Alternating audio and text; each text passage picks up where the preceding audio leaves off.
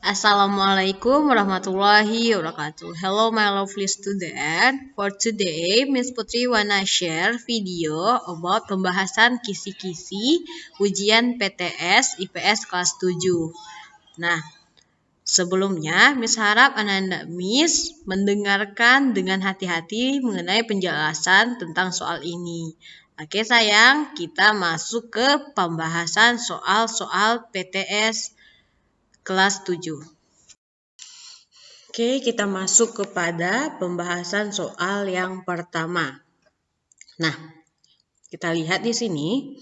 Soal yang pertama mengenai dalam kegiatan ekonomi terdiri dari produksi, konsumsi, dan distribusi terkait dengan kegiatan produksi. Setelah diperoleh kepastian mengenai jenis dan jumlah barang ataupun jasa yang diinginkan oleh masyarakat. Selanjutnya, dirancang cara dan langkah memproduksi barang ataupun jasa yang dimaksud. Hal berikut yang harus dipertimbangkan. Nah, berarti yang ditanya hal apa yang harus dipertimbangkan dalam memproduksi barang. Nah, sedangkan pertanyaannya, dari hal-hal yang harus dipertimbangkan dalam memproduksi suatu barang, yang benar adalah, nah, ketika Ananda Miss menemui pertanyaan seperti ini, Ananda Miss pakai sistem eliminasi. Eliminasi maksudnya, Ananda Miss bisa langsung memilih dari option ketika merasa jawab angka yang dibaca itu yang benar. Oke, kita mulai. Yang pertama, bagaimana mengkombinasikan sumber daya dan faktor produksi yang tersedia sehingga diperoleh hasil maksimal yang dapat memenuhi kebutuhan masyarakat. Apakah itu dipertimbangkan dalam proses produksi? Ya. Berarti option yang kita pilih adalah A dan B.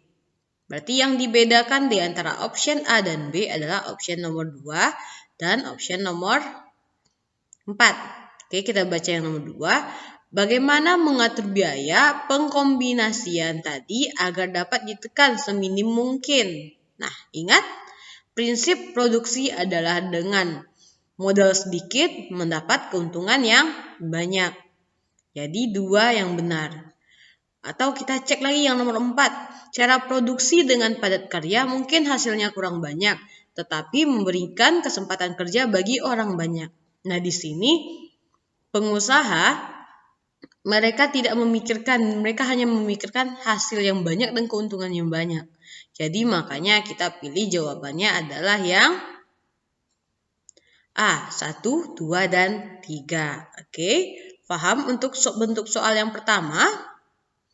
Selanjutnya, kita lihat soal yang berikut.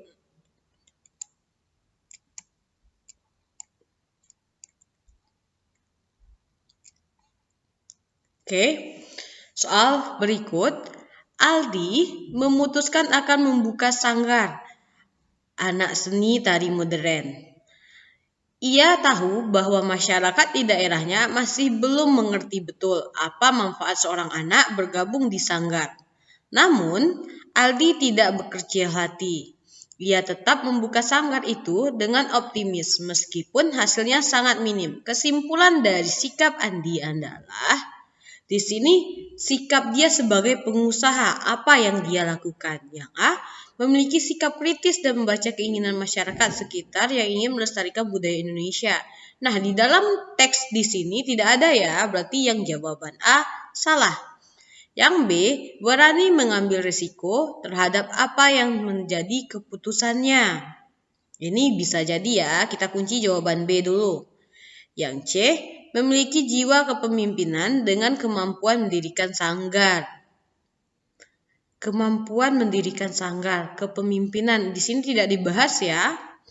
Yang D, penuh perhitungan dengan kemampuan yang dimilikinya. Nah, di sini yang dilihatnya adalah yang B ya, berani mengambil risiko terhadap apa yang menjadi keputusannya. Kenapa B? Karena di sini ia tetap membuka sanggar itu dengan optimis meskipun hasilnya sangat minim. Berarti kalau dia optimis meskipun hasilnya sangat minim, ini menggambarkan dengan sifat yang dia berani mengambil resiko. Oke, paham? Next, kita lanjut ke soal berikutnya. Nah, ciri manusia dalam menjalankan aktivitas sebagai makhluk sosial ditunjukkan oleh angka. Kita menggunakan sistem eliminasi tadi ya. Oke, kita lihat. Yang pertama, memiliki sifat yang tidak puas. Oke, kita kunci. 1. Memiliki keinginan dan kebutuhan. Makhluk sosial ya. Keinginan dan kebutuhan. Makhluk sosial atau makhluk ekonomi. Yang satu, makhluk sosial atau makhluk ekonomi. Sedangkan yang ketiga, suka bekerja sama dan tolong menolong. Oke, yang kerjasama dan tolong menolong ini interaksi manusia ya. Berarti ini termasuk sosial. Berarti 3 kita kunci. Terus membiasakan sikap empati dan simpati terhadap orang lain, masih berhubungan dengan orang lain, kita kunci. Terus melakukan tindakan ekonomi berdasarkan azas kebersamaan. Kebersamaan ini sosial.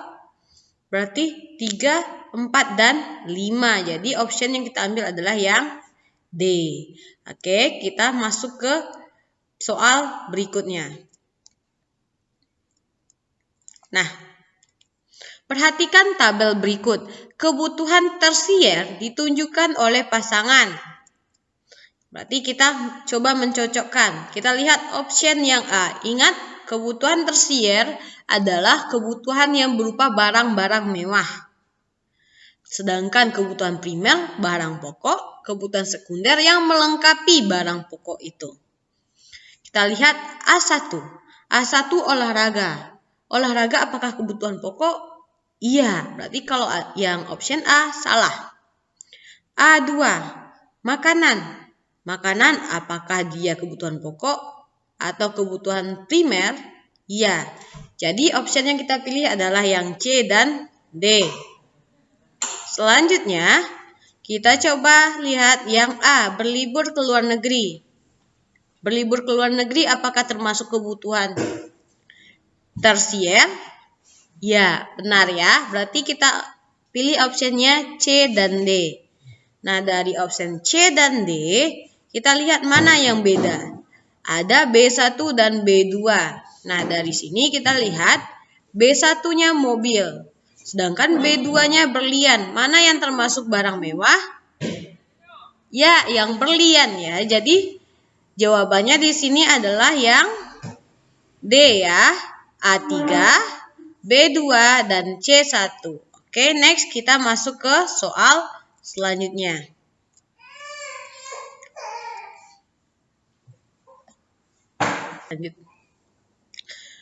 Oke, kita masuk ke soal selanjutnya. Nah, di sini pengelompokan barang produksi yang tepat adalah. Nah, kita lihat seperti tadi ya, kita mulai dari option A. A1, dari A1 kayu lapis. B1 kain. Apakah kayu lapis dijadikan kain?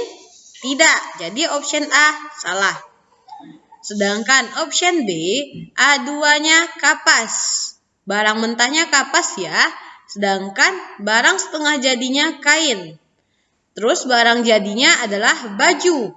Jadi di sini option yang benar adalah option yang B.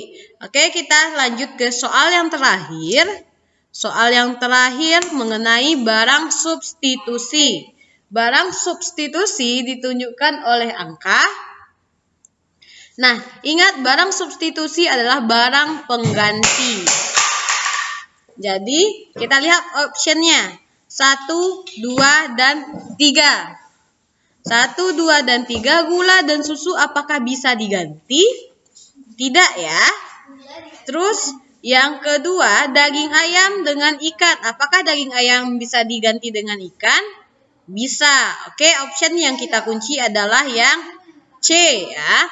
Oke, sekian pembahasan untuk kisi-kisi PTS-nya. Kalau ada yang ingin ditanyakan langsung chat Miss Putri ya. Assalamualaikum warahmatullahi wabarakatuh.